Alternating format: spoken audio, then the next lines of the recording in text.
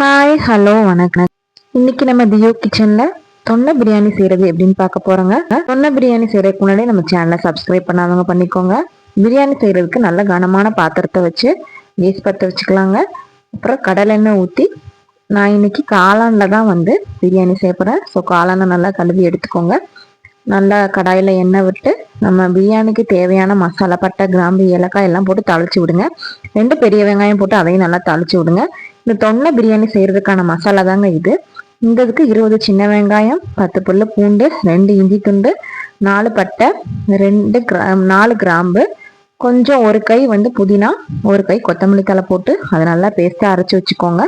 2 பெரிய வெங்காயம் போட்டு ஆல்ரெடி வதங்கிட்டு இருந்துச்சுல, அதில் 2 தக்காளியும் போட்டு அதையும் நல்லா வணக்கி இது நல்லா வதங்கி வரட்டுங்க. இது ரெண்டும் எவ்வளோ பொன்னிறமாக வதங்கோ அதுக்கேற்ற மாதிரி தாங்க டேஸ்ட்டாக இருக்கும்.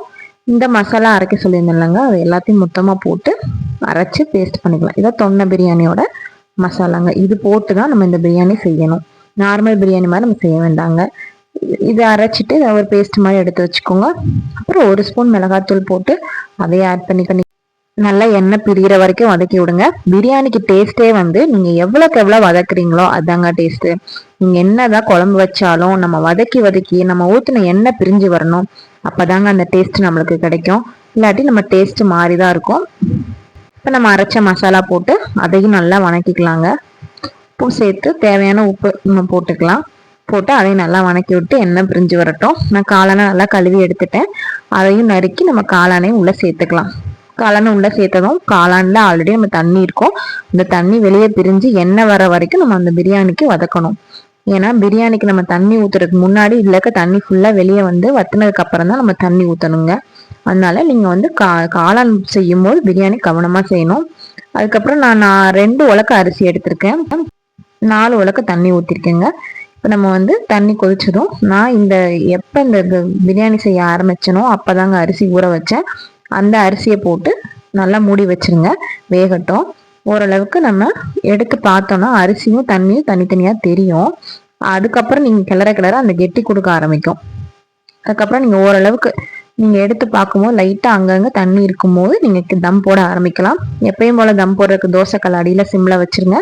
மேலே நம்ம கனமாக வைக்கணும். அதுக்கு நீங்கள் கனமான ஏதாவது பொருள் வச்சுக்கலாம். அப்படி இல்லாட்டி சுடுதண்ணி வச்சுக்கலாம். எது வேணும் நீங்கள் தம் போடலாங்க. தம் போட்டு இப்போ தம் ஓப்பன் பண்ணுறோம். தம் ஓப்பன் பண்ணி அந்த பிரியாணியை உடைச்சு பாருங்க. ஒரு பிரியாணி அரிசி கூட ஒன்னோட ஒன்று ஒட்டாது, நல்லா வெந்திருக்கும். நீங்கள் என்னதான் குக்கரில் பண்ணுறதுக்கும் இப்படி நீங்கள் பண்ணி பாருங்க. பிரியாணி அவ்வளோ டேஸ்ட்டாக இருக்கும். டைம் ஆக ஆக தாங்க இந்த பிரியாணி அவ்வளோ டேஸ்ட் கொடுக்கும். இந்த பிரியாணி காலையில் செஞ்சுட்டு நீங்கள் ஆஃப்டர்நூனுக்கு மேலே சாப்பிட்டு பாருங்க, அவ்வளோ ஒரு டேஸ்ட்டாக இருக்கும். உங்கள் பிரியாணிக்கே ஃபேன் ஆயிடுவாங்க உங்கள் வீட்டில். அவ்வளோ டேஸ்ட்டாக நீங்கள் பண்ணலாம். இது தொன்னை பிரியாணின்றனால இது ஒரு தொன்னையில் போட்டு பிரியாணியை கட்டிடலாம். வாங்க, எப்படி இருக்கு? சூப்பராக இருக்குங்களா?